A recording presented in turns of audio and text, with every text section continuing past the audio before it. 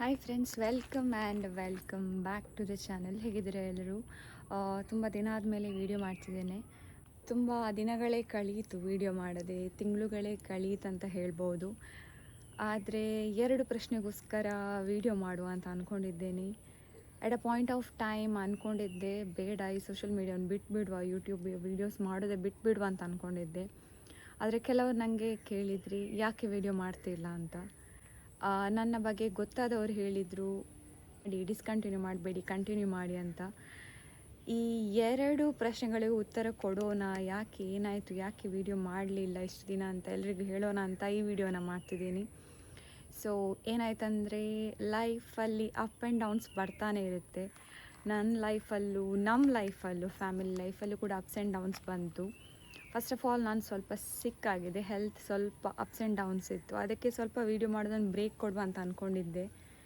When I was about to start, ನಾನು ನನ್ನ ಅಪ್ಪನನ್ನು ಕಳ್ಕೊಂಡ್ಬಿಟ್ಟೆ. ಅದಾಗಿ ವಿದಿನ್ 4 ವೀಕ್ಸ್ ನಾನು ನನ್ನ ಮಾವನನ್ನು ಕಳ್ಕೊಂಡ್ಬಿಟ್ಟೆ. ಅಂದರೆ ನನ್ನ ಹಸ್ಬೆಂಡ್ನ ಅಪ್ಪನವರನ್ನು ಕಳ್ಕೊಂಡ್ಬಿಟ್ಟೆ. 1 ತಿಂಗಳೊಳಗೆ ಲೈಫ್ ಹೇಗಿದ್ದದ್ದು, ಹೇಗಾಯಿತು ಅಂತ ಹೇಳೋದು ಇಟ್ಸ್ ವೆರಿ ಡಿಫಿಕಲ್ಟ್. ಅಪ್ಪ ತುಂಬಾ ಹುಷಾರಾಗಿದ್ದರು.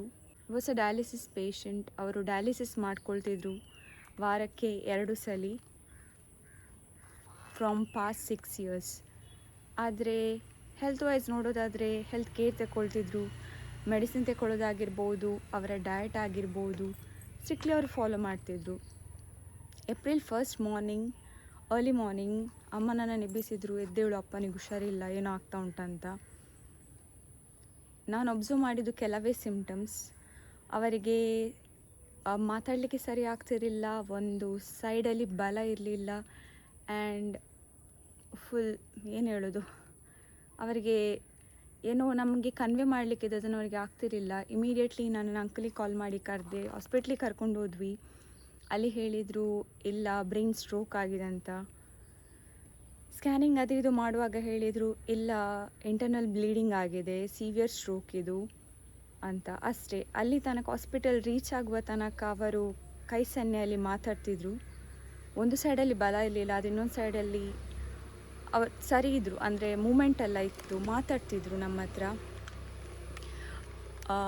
ಕೈಯಲ್ಲೆಲ್ಲ ಸನ್ನೆ ಮಾಡ್ತಿದ್ರು. ಆದರೆ ಸ್ಕ್ಯಾನಿಂಗ್ ಎಲ್ಲ ಆಗಿ ಹೊರಗೆ ಬರಬೇಕಿದ್ರೆ ಅದೇ ಲಾಸ್ಟ್. ಮತ್ತು ಅವ್ರು ಮಾತಾಡಲಿಲ್ಲ. He was on ventilator for 4 days. No reaction. BP, heart beat ಎಲ್ಲ ಡೌನ್ ಆಗ್ತಾ ಬಂತು. And April 4th Saturday morning around 10 o'clock doctor declare ಮಾಡಿದರು, ಹೀ ಈಸ್ ನೋ ಮೋರ್ ಅಂತ. ಆ ದುಃಖನ ಸಹಿಸ್ಲಿಕ್ಕಾಗಲ್ಲ. ಈಗ ಹೇಳುವಾಗ ತುಂಬಾ ಬೇಜಾರಾಗ್ತಾ ಉಂಟು. ಆದರೆ ನೀವು ಫ್ಯಾಮಿಲಿಯಲ್ಲಿ ಯಾರನ್ನಾದರೂ ಕಳ್ಕೊಂಡ್ರೆ ನಿಮ್ಗೆ ಗೊತ್ತಿರ್ಬೋದ್ರ ಆ ದುಃಖ ಅಲ್ಲ, ಅದು ಹೇಳೋದು ತುಂಬಾ ಕಷ್ಟ. ಇದೆಲ್ಲ ಶೇರ್ ಮಾಡಬಾರ್ದು ಅಂತ ಅಂದ್ಕೊಂಡಿದ್ದೆ. ಯಾಕೆಂದರೆ ಯಾವಾಗಲೂ ಅಪ್ಪ ಹೇಳ್ತಿದ್ರು, ಹ್ಯಾಪಿನೆಸ್ ಇದ್ದರೆ ಶೇರ್ ಮಾಡಿ, ದುಃಖನ ನಮ್ಮ ಜೊತೆ ಇಟ್ಕೊಳ್ಬೇಕು ಅಂತ. ನನ್ನ ಚಾನಲಲ್ಲಿ ಕೂಡ ಅಷ್ಟೇ, ಲೈಫಲ್ಲಿ ತುಂಬ ಅಪ್ಸ್ ಆ್ಯಂಡ್ ಡೌನ್ಸ್ ಬಂದಿದೆ. ಅದೆಷ್ಟರ ತನಕ ಯಾವುದನ್ನು ಶೇರ್ ಮಾಡಿರಲಿಲ್ಲ. ನನ್ನ ಅಪ್ಪ ಡಯಾಲಿಸಿಸ್ ಪೇಷಂಟ್ ಆಗಿದ್ದರು, ಆದರೂ ಹಿ ವಾಸ್ ವೆರಿ ಸಪೋರ್ಟಿವ್. ನೀವು ನೋಡಿರ್ತೀರ ನನ್ನ ವೀಡಿಯೋಸಲ್ಲಿ, ವೀಡಿಯೋಗೆ ಹೀಗೆ ಎದುರು ಬರ್ತಿರಲಿಲ್ಲ. ಆದರೆ ಎಲ್ಲಿಯಾದ್ರೂ ನನಗೆ ವೀಡಿಯೋ ಮಾಡಲಿಕ್ಕೆ ಉಂಟಾ, ಯಾವುದಾದ್ರು ಇವೆಂಟ್ ಹೋಸ್ಟ್ ಮಾಡಲಿಕ್ಕೆ ಉಂಟಾ, ಎಲ್ಲಿಯಾದರೂ ಓಕೆ ಅಲ್ಲಿ ಬೀಚ್ ಫೆಸ್ಟಿವಲ್ ನಡೀತಾ ಉಂಟು, ಇಲ್ಲಿ ಏನೋ ಕೃಷಿ ಮೇಳ ಉಂಟು, ಹಲಸು ಮೇಳ ಉಂಟು, ಅಪ್ಪ ಹೋಗುವ ಒಂದು ಯೂಟ್ಯೂಬ್ ವೀಡಿಯೋ ಆಗ್ತದೆ, ಇದಕ್ಕೆ ಹೋಗಿ ಬರುವ ಅಂತ ಹೇಳಿದರೆ ಹಿ ವಾಸ್ ಎವರ್ ರೆಡಿ. ಎಲ್ಲಿ ಬೇಕಾದರೂ ಕರ್ಕೊಂಡು ಹೋಗ್ತಿದ್ರು. ವೀಡಿಯೋ ಪೋಸ್ಟ್ ಮಾಡಿದ ತಕ್ಷಣ ನೋಡಲಿಕ್ಕಿತ್ತು, ನೋಡಿ ತುಂಬಾ ಖುಷಿ ಪಡೋರು. ಏನಾದರೂ ಕರೆಕ್ಷನ್ ಇದ್ದರೆ ಪಟ್ ಅಂತ ಹೇಳೋರು. ವಾಟ್ಸಪ್ ಅಷ್ಟಾಗಿ ಗೊತ್ತಿರಲಿಲ್ಲ, ಆದರೆ ಕೂಡ ನನ್ನ ವೀಡಿಯೋ ಪೋಸ್ಟ್ ಆದ ತಕ್ಷಣ ನಾನು ಎವ್ರಿ ಸಂಡೇಸ್ ವೀಡಿಯೋಸ್ ಹಾಕ್ತಿದ್ದೆ. ಎವ್ರಿ ಸಂಡೇ ಆ ವೀಡಿಯೋನ ಅವರು ಶೇರ್ ಮಾಡ್ತಿದ್ರು. ಅವ್ರು ವಾಟ್ಸಪ್ ಈಗ ನೋಡಬೇಕಿದ್ರು ನನಗೆ ಬೇಜಾರಾಗುತ್ತೆ. ಯಾಕೆಂದರೆ ನಾನು ಯಾವಾಗಲೂ ಹೇಳ್ತಿದ್ದೆ, ಐ ಹ್ಯಾವ್ 2 ಬೆಸ್ಟ್ ಸಬ್ಸ್ಕ್ರೈಬರ್ಸ್ ಅಂತ. ಒಂದು ನನ್ನ ಅಪ್ಪ, ಒಂದು ನನ್ನ ಮಾವ ಕೂಡ ಅಷ್ಟೇ. ಮಿಸ್ ಮಾಡದೆ ವೀಡಿಯೋನ ನೋಡ್ತಿದ್ರು. 1 ಸಲ ಅಲ್ಲ, 2 ಸಲ ಅಲ್ಲ, ಅದನ್ನು ಪ್ಲೇ ಮಾಡ್ತಾಯಿದ್ರು. ವ್ಯೂಸ್ ಬರಲಿ, ಇವಳು ಸೋಷಿಯಲ್ ಮೀಡ್ಯಾದಲ್ಲಿ ಬೆಳೀಲಿ ಅಂತ. ಅಷ್ಟೇ ಸಪೋರ್ಟ್ ಅಲ್ವಾ, ಅದೇ ಒಂದು ತೃಪ್ತಿ ಕೊಡ್ತಿತ್ತು ನನಗೆ. ಇದೆಲ್ಲ ಆಗಿ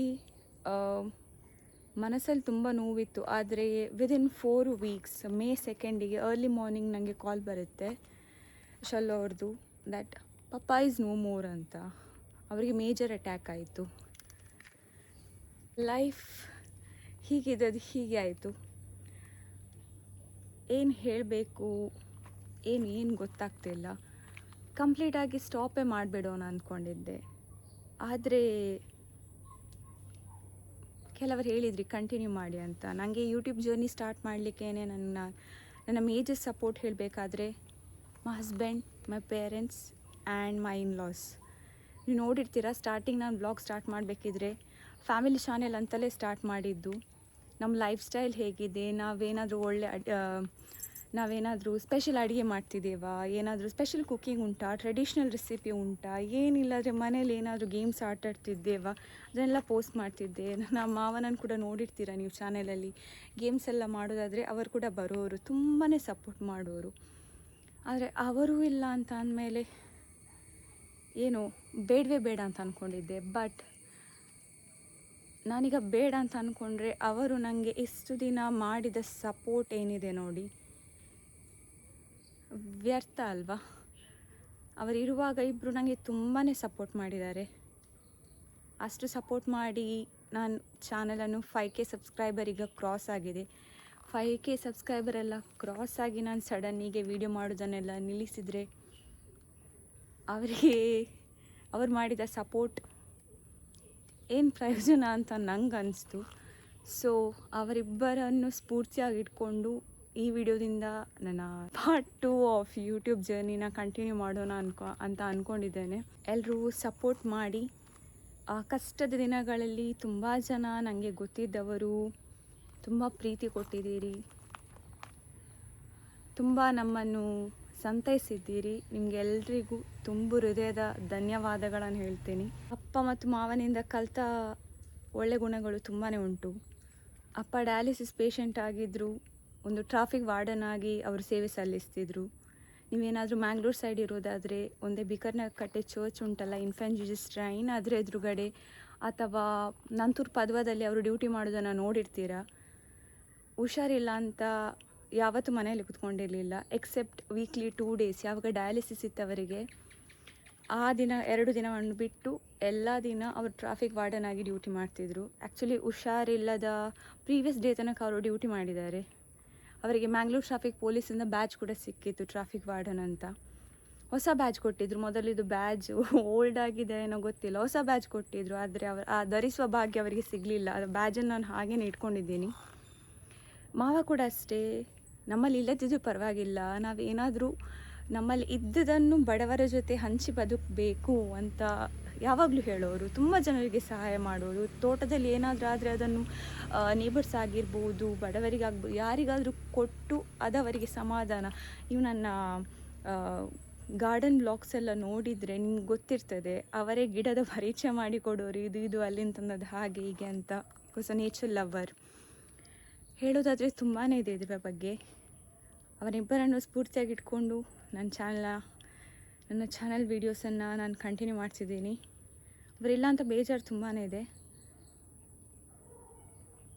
ಲೈಫ್ ಹೇಗೆ ಬರುತ್ತೆ ಹಾಗೆ ಎಕ್ಸೆಪ್ಟ್ ಮಾಡಲೇಬೇಕಲ್ವ, ನಾವು ಮುಂದೆ ನಡೀಲೇಬೇಕು ಅಷ್ಟೇ.